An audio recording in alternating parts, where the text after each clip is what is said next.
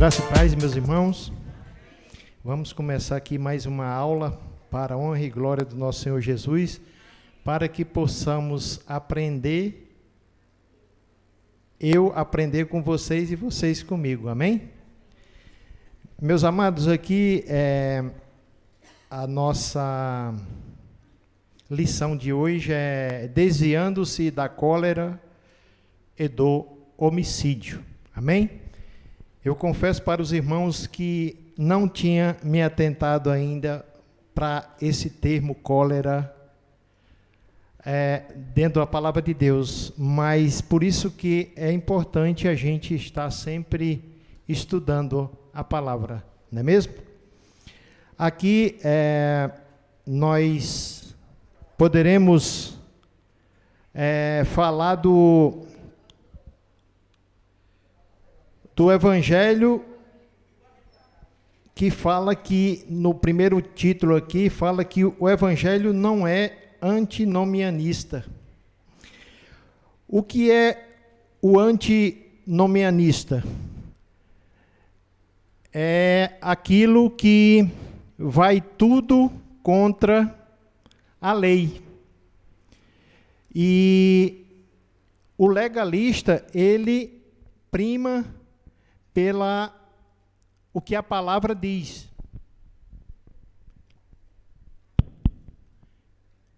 Meu óculos aqui não está ajudando para eu ver o slide lá na frente. Está pequeno. E Jesus aqui, ele diz de início aqui em Mateus, o nosso texto básico está em Mateus 5, de 21 a 26, e o texto de meditação está em Romanos 12, 21. E aqui começamos com: não te deixeis vencer do mal, mas vencer o mal com o bem. Amém? E o Evangelho não é um antinomianista, porque aqui o autor da revista, ele diz assim: ouvistes o que foi dito, eu, porém, vos digo. Aqui, quem está fazendo esta citação é o próprio Jesus, sim ou não? E Jesus, ele em nenhum momento, ele está abrogando a lei. Ou seja, até porque se Jesus estivesse anulando a lei, aqui ele provavelmente diria: esqueça o que vocês ouviram e ouçam agora o que eu digo. Amém? E nisso Jesus, ele não fará assim. Jesus, ele disse: ouvistes o que foi dito, eu, porém, vos digo. Ou seja, o que vocês ouviram aqui é muito importante. Jesus disse. É muito importante. E o autor propõe aqui também o seguinte: Jesus, ele não destrói a lei, né? Ele acrescenta a ela algo que expande e a torna mais profunda, né? E também Jesus vai trabalhar com a ideia da lei, fazendo aplicações e reflexões extremamente mais profundas.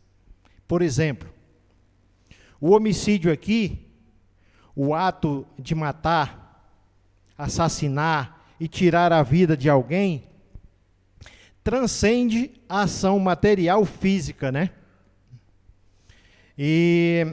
Mas de repente você mata alguém apenas fisicamente, mas você pode ferir alguém espiritualmente, moralmente e emocionalmente.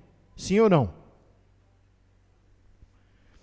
Isso, na concepção de Jesus, também tem a ver com a ideia de tirar a vida daquele que encolarizasse e tirasse e irasse sem motivo.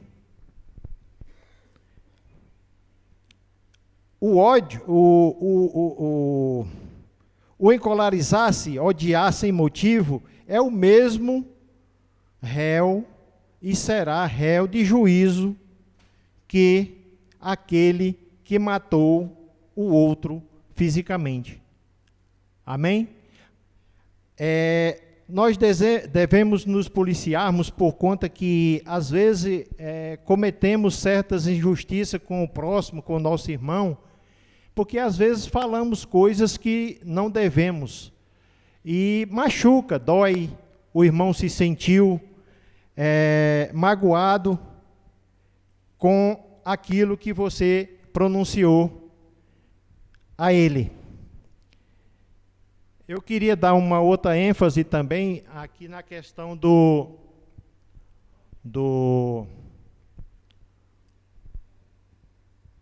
Passa o próximo slide aqui. Bem, o antinomianista. Dizem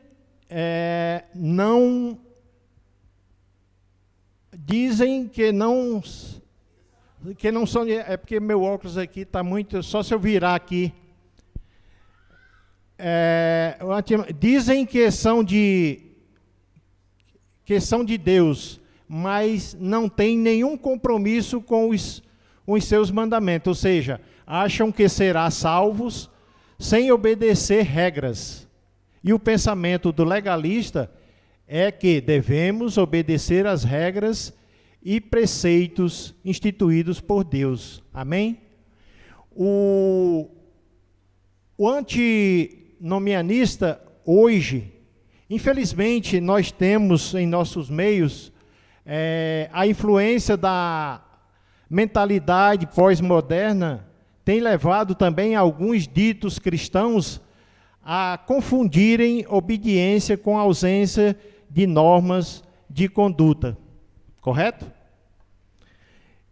E também, seguindo aqui essa questão do é proibido proibir, aqui deixa claro que algumas pessoas não se comprometem com a submissão à palavra de Deus, vivem ao seu bel prazer. Isto é uma característica antinomianista e extremamente perigosa. Amém?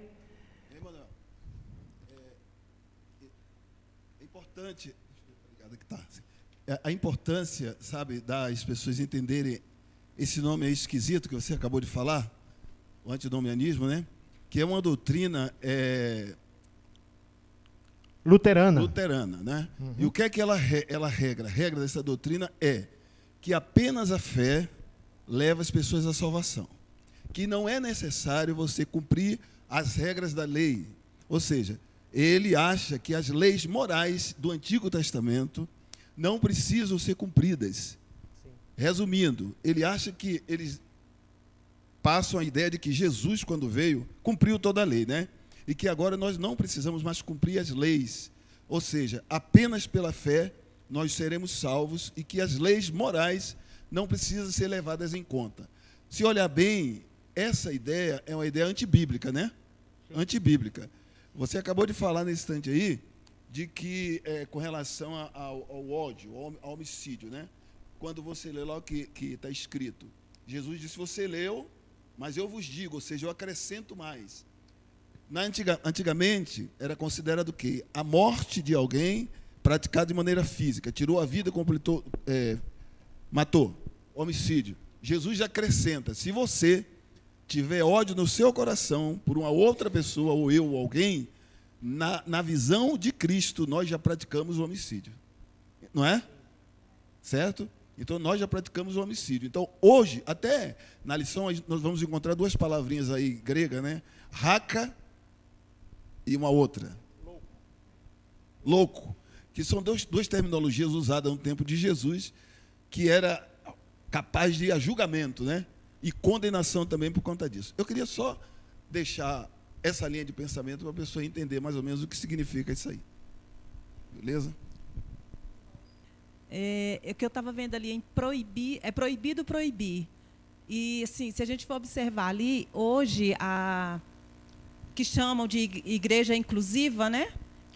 Tem bem essa linha de pensamento, né? É proibido proibir. Então, lá na igreja inclusiva, se a gente for estudar o que é de hoje, falando ali do antinomianismo hoje, eu acho que ela está bem vivendo isso aí, que é proibido proibir. Lá é a fé, tem a fé, pela fé todos vão ser salvos, não precisam obedecer realmente à lei. Né? Isso. E na questão do antinomianista hoje, ele é o oposto, né, do legalismo, que diz ser salvo, assim conforme o pastor salientou agora há pouco, sem obedecer a ninguém e não quer também cumprir nenhuma regra, né? E voltando aqui para o texto, que diz também que o proibido proibir, ele é uma característica do antinomianista, que eles não querem seguir nenhuma regra e se acham no direito de poder exercer a liberdade deles e não cumprir nenhuma regra, sendo que o legalista é aquele que cumpre as regras, ou seja, para poder justificar a lei, porque se é lei, ela tem regras, então precisamos obedecer a essas regras. Amém? O outro 1.4 aqui, ele trata a lei e a graça. A graça de Deus nos libera da obrigação de obedecer às leis morais do Criador? Sim ou não? Não, né? Então, assim, a graça não é uma licença para desobediência, mas a porta nos é aberta por Deus para a possibilidade de vivermos uma vida santa diante dele. Isso é o cumprimento daquilo que você tem em mente e que você segue aquilo que a palavra está dizendo, né? Tem também na Bíblia, por exemplo, leis, né, cerimoniais. Nós não temos mais esse compromisso, né, com as leis cerimoniais, porque interpretamos que todas as leis cerimoniais que estão presentes no ato sacrificial, no ato do culto, seja no tabernáculo ou no templo do cenário do Antigo Testamento, todos esses atos cerimoniais apontam para Cristo. Amém? Tem no seu norte para a pessoa de Jesus, ou seja, tudo cumpre-se em Jesus. Só que tem uma coisa, existem, né, as leis morais e a lei moral do Senhor, que por sinal, ela é bem taxativa. Né? Quando Deus diz assim, amarás o teu próximo de todo o coração, todo o seu entendimento, e depois ele diz, e a teu próximo como a ti mesmo.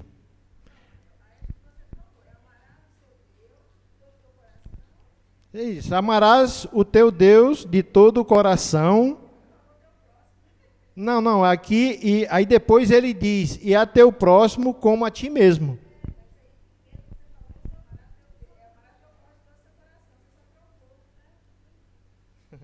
Tudo bem.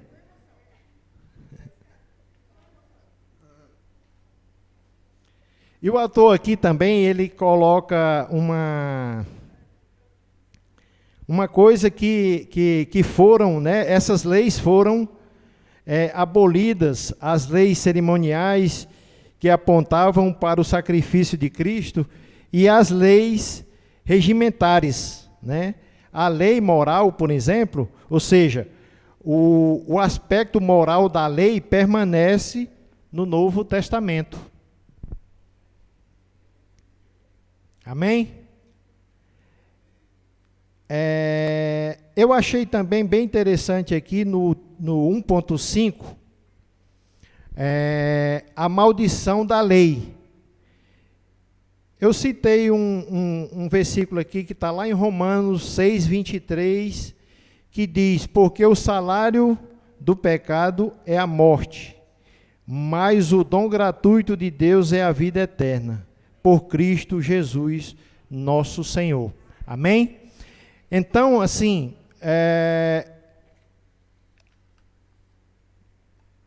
do advento da morte, não somente a possibilidade da morte física, como a separação da materialidade, mas também a morte eterna. E eterno para longe de Deus, que a maldição da morte. Morte esta que Cristo experimentou na cruz, no nosso lugar, no nosso valor, de uma forma voluntária e misericordiosa. Outra questão aqui está no tópico 2, que trata da cólera. O passo para o homicídio. Cólera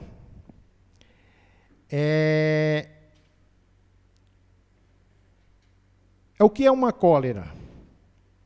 O que é encolarizar-se?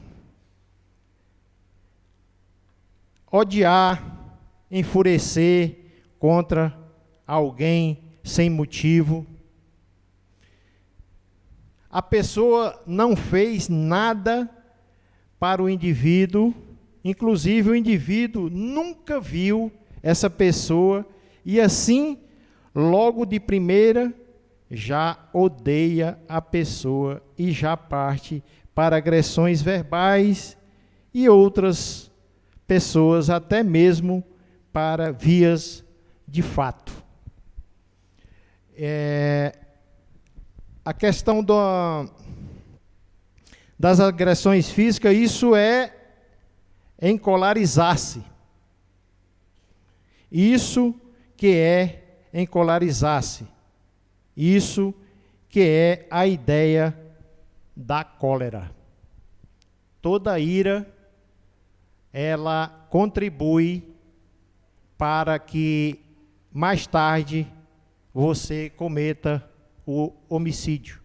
Se você não tiver o controle da situação, a sua ira pode levar ao cometimento de um homicídio. Amém? O autor aqui também, ele diz no 2.1, não matarás. É o sexto mandamento do Decálogo. Os mandamentos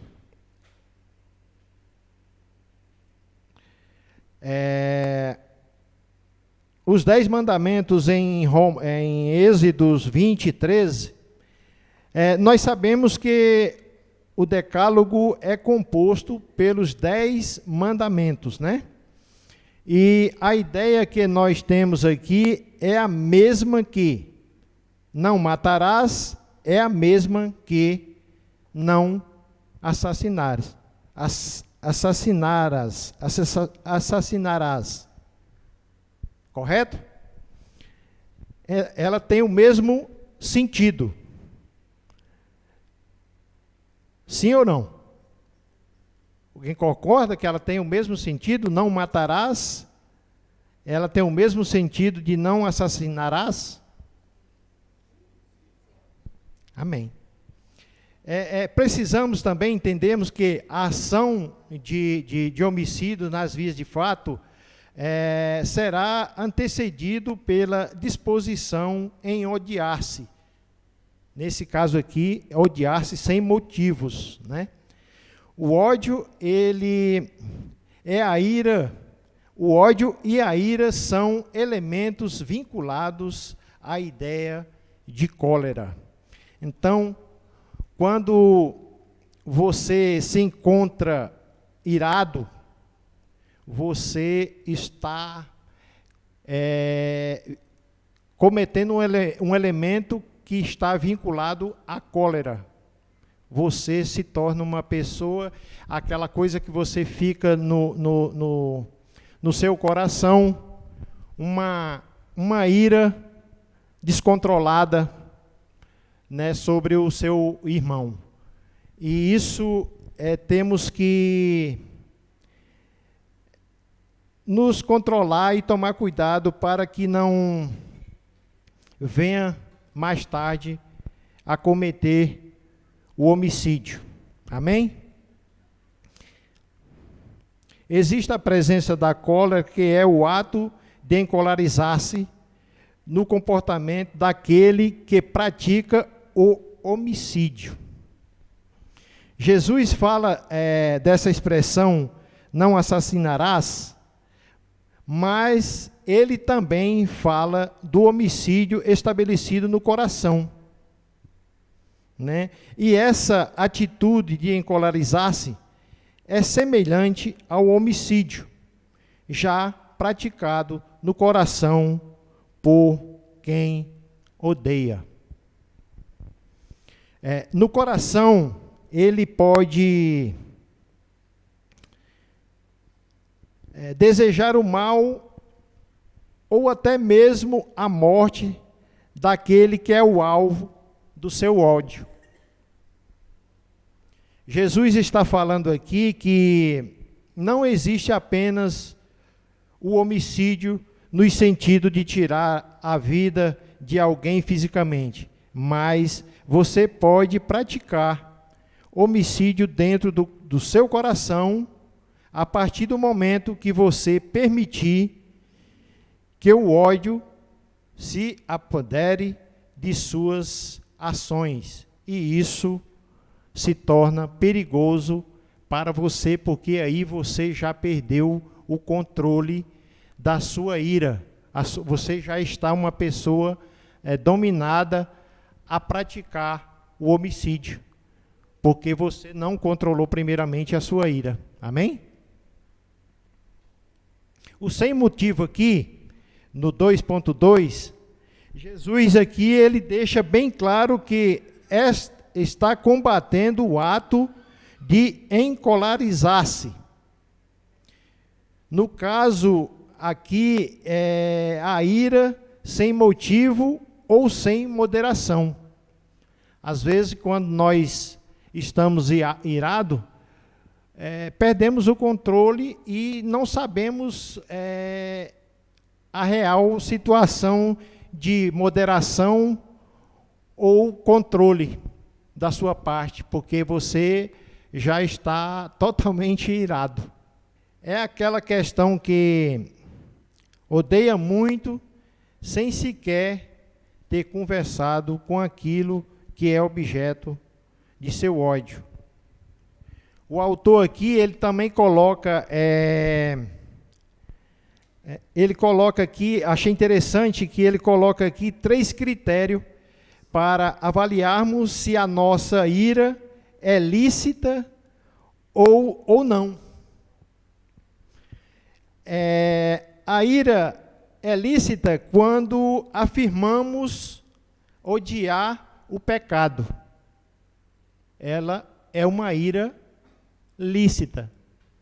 porque você está sobre aquilo que Deus, como o seu Deus, e você acredita que ao odiar o pecado, você está sendo, é como se fosse uma indignação santa, entendeu? Ali, por isso que ela é lícita, porque Deus não pode amar o pecado. E quando você comete uma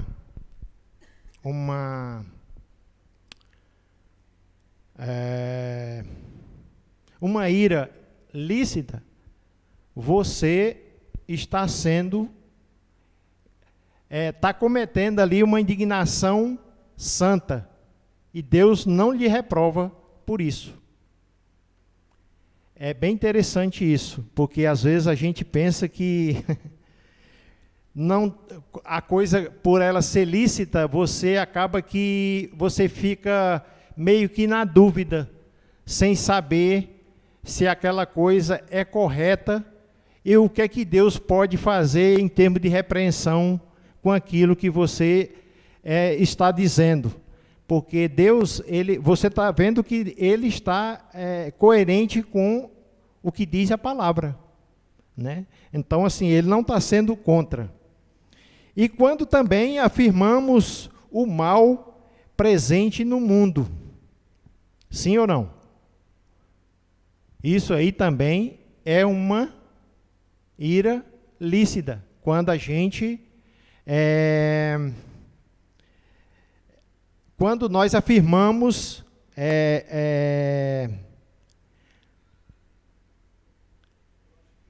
odiar o mal, né? Odiar o mal presente no mundo. Eu achei que nesse caso não seria, no caso, afirmar, mas eu acho que o mais correto seria não compactuar com isso. Então, mas isso é o que eu falei. Quando nós afirmamos, nós não estamos compactuando com isso. Nós estamos afirmando, né? Quando nós afirmamos odiar o mal presente no mundo. Entendeu? Não está, você está afirmando e não compactuando com isso. Eu queria dizer só uma coisa assim. Falando um pouquinho de raiva, né? Mostrando que é raiva. Por exemplo, os neurocientistas, dentro da psicologia, a gente vê a raiva como uma coisa assim, ela é rápida. Eu tenho raiva. Alguém falou ali comigo, ou o José fez alguma coisa, fiquei com tanta raiva. Mas você consegue pensar, é uma coisa que hoje as pessoas colocam assim, como uma emoção básica, né? Tanto pela área da psicologia, como a neuro, todo mundo considera como uma coisa rápida. Ela surge e ela vai. A ira, ela é além. A ira é o quê? Você maquina, aquele cara me fez isso, aí ele começa a maquinar, onde você colocou sobre o homicídio, mas além do homicídio, tem as maldades. Muita maldade. Dentro da ira, ela caminha junto com a maldade. Porque a raiva, ela vem e ela passa logo. Porque ou você conversa, ou você discute, ou você faz alguma coisa nesse sentido. Mas a ira, ela é muito além. Ela é muito além. Ela começa a perseguir de uma forma que ela só se satisfaz quando ela faz o quê? Ela vê aquela pessoa, o ofensor, caído. É um sentimento de vingança mesmo, né? Ele vai camuflar, ele vai estar perto, mas ele guardou aquela ira e ele vai fazer o quê? Eu quero ver aquela pessoa lá no chão, eu quero vê-la acabada, eu quero vê-la morta, eu quero vê-la nas drogas, na prostituição, uma série de coisas. Sendo que a raiva não. A raiva, pelos cientistas e dentro da psicologia, ela é bem diferente e ela é uma coisa que acontece muito. A raiva ela é momentânea, né? Ela é rápida porque ela acontece no dia a dia. Você passa por ela muitas vezes.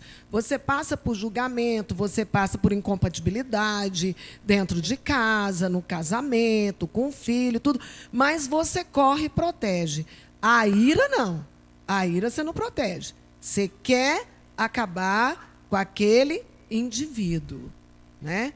Então, assim, é da forma que eu entendo e dentro da psicologia é o que a gente muito ensina, né? Então, meus irmãos, aqui também o que eu achei interessante aqui também foi que o autor ele coloca aqui 3 critérios, né? 3 critérios aqui para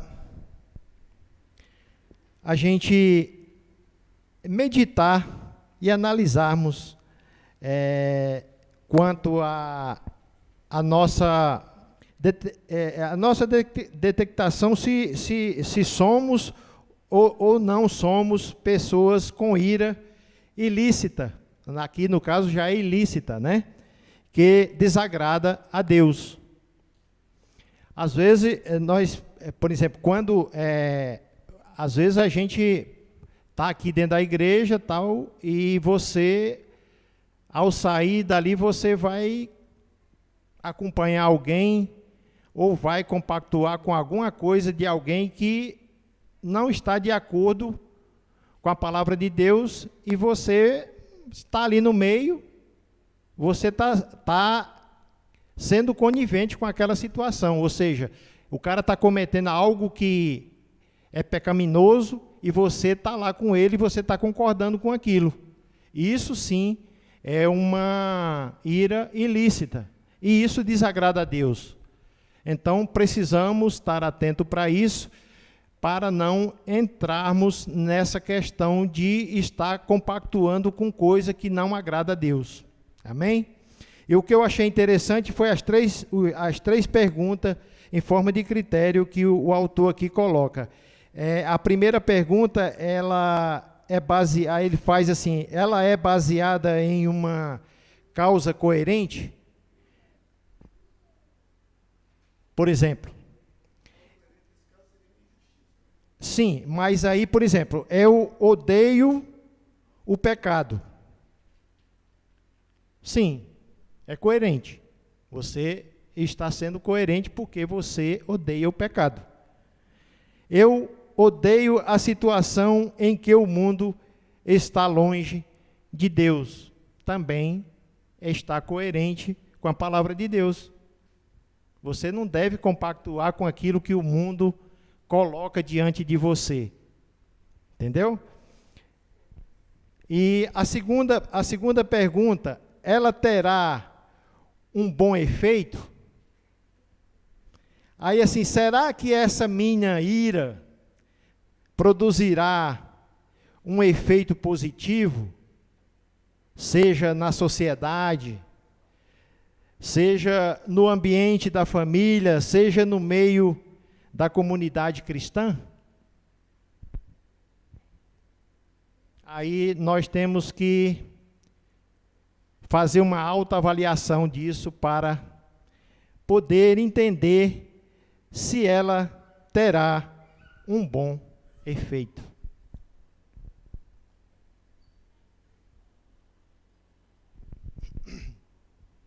acho que essa segunda pergunta aí, né, se ela é baseada em uma causa coerente, eu acho que a gente podia usar aquele versículo que Deus fala para nós: irai-vos e não pequeis. Porque a ira, até certo ponto, pelo que eu entendo, ela é permitida. Ela pode ser coerente, como você explicou, se for alguma coisa, né, baseado pelos princípios da palavra de Deus, mas também, como você explicou, ela não pode ultrapassar, né? A tradução no hebraico de ira, ela é um pouco mais forte do que, como a Antonieta explicou, da raiva. Mas ela também, ela pode ser utilizada, né, como está escrito aqui, para as coisas de Deus, desde que não seja exasperada e desde que a gente não peque.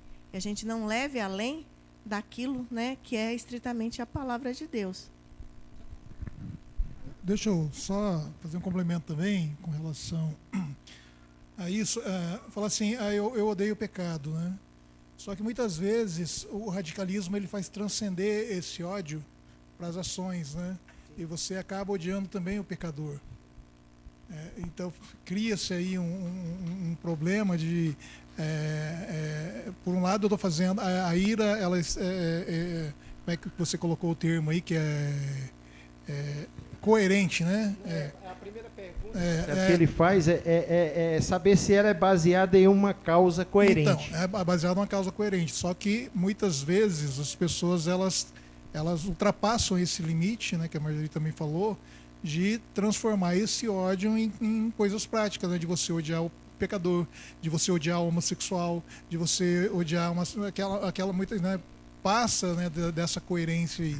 Porque é muito bonito, assim, no papel, né, no preto e branco, falar, né, tem a questão do ódio coerente, eu odeio o pecado, mas muitas vezes a gente ultrapassa esse limite, né, da questão do ódio, e isso vai para as questões práticas, da gente odiar o irmão, odiar o pecador, odiar o homossexual, né, por causa dessas coisas aí.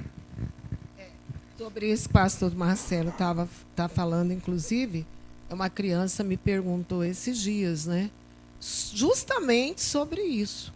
Como deveria ser o nosso comportamento diante da homossexualidade? Então, porque ele sentia muita raiva, muita ira, chegando a ser a ira. Aí eu tive que explicar isso para a criança. Mas é uma coisa que a gente tem que estar pensando sempre. Para mim, ira, ela não compensa de forma nenhuma. Eu, Antonieta, tá? Eu acho que ela não compensa de forma nenhuma. Por quê? É uma faca de dois gumes. É como o pastor Marcelo acabou de falar. Até onde ela vai? Porque se eu odeio o pecado, não esqueçamos que somos pecadores. Primeiro ponto. Sim, precisamos entender que Deus ele odeia o pecado e ama o pecador. E ama o pecador. Então a gente já tem que pensar duas vezes assim. Se eu for fazer uma maldade, tá errado. Se eu for matar, tá errado. Se eu discriminar, tá errado. Então, a ira, ela vem acompanhada só de coisa ruim. Eu não vejo ela como coisa boa. Até porque, na palavra, o Senhor ele diz assim, quer ver? Deixa eu só achar aqui para mostrar rapidinho. Na carta de Coríntios, no capítulo 6, 12, 13, ele afirma, todas as coisas me são lícitas, mas eu não me deixarei dominar por nenhuma. Então, ele está dizendo para mim que eu também posso cair. Eu também posso entrar nessa mesma coisa que eu estou dizendo. Eu odeio com todas as minhas forças, eu estou irado. E lá em Provérbios também fala. Sim, é aquela questão, né, de que aquele que se diz santo, santifique-se mais para que não caia, né? E o que está em pé, cuide, né? Para não levar um tombo bem grande. Então, a gente tem que ter muito esse cuidado ao tratar de ira, cólera, porque, normalmente, as barbáries, elas acontecem por conta do quê? Da cólera. Porque ela é uma raiva que ela ultrapassa o sentimento humano, ela vai além da razão. E nós temos que caminhar, não só pela emoção, mas a gente tem que ter a razão e a emoção caminhando juntas. Mas quando nós deixamos isso aí ultrapassar, aí você fica encolerado, vem a cólera, e a cólera vai fazer o quê? Que você mate, que você estupre, que você faça um monte de barbáries, como acontecia e acontece até hoje, né? Então, isso aí a gente tem que ter muito cuidado. Que ódio é esse? Que história é essa se eu também sou pecador? Meus irmãos, essas perguntas, elas são para que devemos fazer para nós mesmos, ou seja, para sabermos se estamos agindo de forma correta ou incorreta. Então, assim, eu achei bastante interessante essas três perguntas, porque elas estão, todas elas, a da primeira à terceira, ela tem algum nexo com relação à coerência. Por exemplo, a terceira pergunta, ele diz, ela se manifesta, ela quem? É essa ira, né? Ela se manifesta com moderação ou é uma ira desgovernada? Então, nós temos que ficar fazendo uma autoanálise para saber se essa minha ira se manifesta com moderação, com equilíbrio, com sensatez, né? Com coerência, com moderação ou até mesmo equilíbrio. Vai exatamente chegar ao ponto que a pastora Majori falou e que o Marcelo também falou, pastor Marcelo. Que ela falou que está escrito, ireis, mas não pequeis. Sim. Quando você ira com moderação, não tem problema, porque é humano você irar-se. Mas quando você ira de maneira desmoderada ou sem moderação, o que é que vai acontecer? Vai chegar ao extremo que o pastor falou. Você vai chegar a praticar coisas, porque você vai começar agora a ultrapassar o limite da ira e você vai usar vias de fato. Por exemplo, você é um santo, você é um crente, você sabe que a Bíblia condena aquilo que falaram nesse instante aqui, essa questão da homossexualidade, essas coisas. O que é que acontece? Você não tem amor no seu coração. Você passa a ter ódio, ter raiva de quem? De homossexual. Você esquece que essa pessoa também é a imagem e semelhança de Deus, tal qual nós somos. E que Deus é poderoso para transformar a vida daquela pessoa. É o que você, entendeu? Então a ira moderada é bíblico. No caso, é aquilo que você também falou, que devemos, é uma afirmação e não devemos compactuar com isso, né? Manoel, o pastor falou, eu estava pensando numa coisa realmente, né? Imagine uma situação. Alguém da sua família chega para você e conta que quando ela criança, ela foi abusada por outra pessoa da sua família.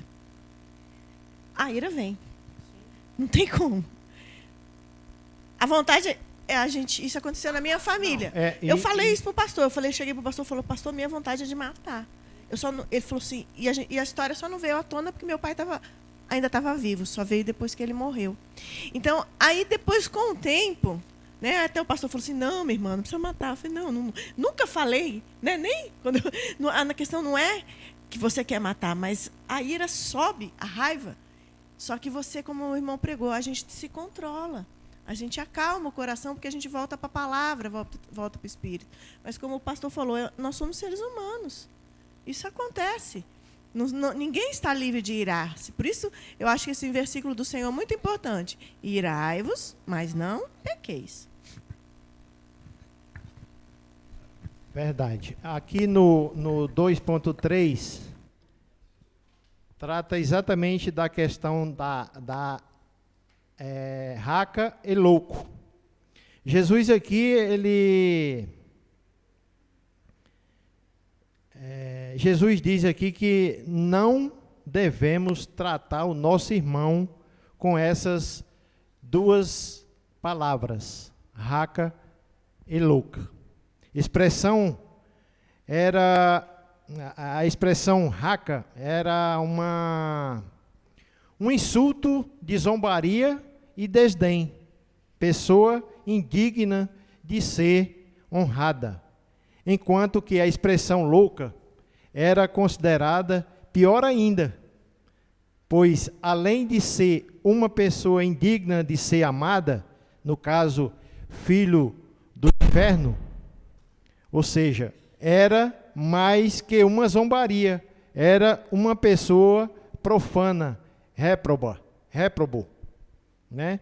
Nos dias de Jesus, quem chamasse o seu irmão por uma dessas expressões, em um momento de ira e sem motivo, teria de arrepender-se diante de Deus e retratar-se com o seu irmão também. Caso contrário, essa pessoa seria réu do juízo divino por estar cometendo assassinato pela língua. Às vezes, nós achamos que em determinada situação, por você estar com uma razão, você pode falar tudo. E não é bem por aí. Então, você tem que ter o autocontrole e saber se comportar diante de uma situação desse tipo. No século XXI, ainda existem, e não são poucas pessoas, que praticam assassinato pela língua, dentro das igrejas. Sim. É importante esse estudo, as pessoas entenderem. Essas duas palavrinhas aí que a gente não dá valor nenhum, hacker, louco, isso aí é cultural, é para a época de Jesus, né? Para a época de Jesus. Essas duas palavras hoje não se aplicam mais na nossa vida. O que se aplica hoje é o linguajar da nossa cultura, que muitas vezes nós usamos a língua para praticar o assassinato pela língua. Infelizmente, dentro das igrejas ainda tem gente, tem assassino dentro da igreja, sabia? Crente que vem para os cultos todo domingo, crente que canta, crente que prega, sabe? Mas que tem a língua batendo lá no pé, não se converteu, e que mata as pessoas pela língua, infelizmente tem. Xingamento e acusação. Desmerecendo Amém. O ser humano que Deus criou. Você já pensou? E com relação a essas duas palavras, raca e louca, eu fiz uma reflexão aqui, que nós precisamos realizarmos uma autoanálise e recomeçarmos a dar uma olhadinha nas nossas formas de agir, né? De agir perante a sociedade. Será que estamos agindo de uma forma que o nome do Senhor tem sido glorificado? Né? O apóstolo Paulo, ele diz, quem com mais quer bebais, né? Quem com mais quer bebais. Quer bebais. Tudo façais para a glória de Deus. Será que o Senhor está sendo glorificado em nossas ações diante da movimentação do mundo? Né? Isso é uma pergunta que nós devemos nos fazermos, né? Para saber se as nossas ações estão sendo coerente com aquilo que a palavra de Deus diz, e o exemplo que o pastor, a Majori e o pastor Marcelo também citou aqui. Amém? Então, aqui nós seguimos com o ponto 3, a oferta no altar, né? E os processos legais. O 3.1, reconciliação antes da adoração. Isso aqui é dito sempre em cultos de ceia, toda vez que o pastor chega a hora da ceia, ele fala que se você tiver algum problema, está chateado com alguém chegue para aquela pessoa e faça uma conciliação com ela antes da sua adoração no altar. Amém? E essa reconciliação, ela é muito, muito importante para os nossos atos antes da prática da adoração. Isso é importantíssimo, porque é muito triste você ver duas pessoas que congregam na mesma igreja, eles não se falam, não se bicam, entendeu? E continuam ali. Eles não dão o braço a torcer nem para um e nem para outro, continua naquele pecado e faz coisas aqui que também não condiz com aquilo que fala a palavra de Deus.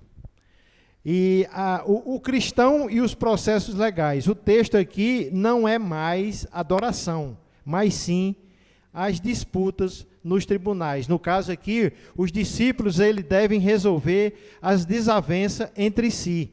E se há uma dificuldade entre os irmãos e o outro, chame a pessoa mais sábia da igreja. Pode ser o pastor, sendo ele um homem de Deus, e que vocês confiam, né? Para aí então vocês e o seu irmão em Cristo, juntos com o seu pastor, poderem tratar da reconciliação, né? E aí, meus irmãos, é isso, nós não podemos deixar que ocorra a conciliação juntamente com a cólera que você está contaminado. Amém? E finalizando aqui, eu diria que perdoar o nosso próximo, aquele que nos feriu, aquele que nos angustiou, e que o Espírito Santo nos ajude a superarmos esse tipo de acontecimento e para que o nome do Senhor seja engrandecido e glorificado. Amém?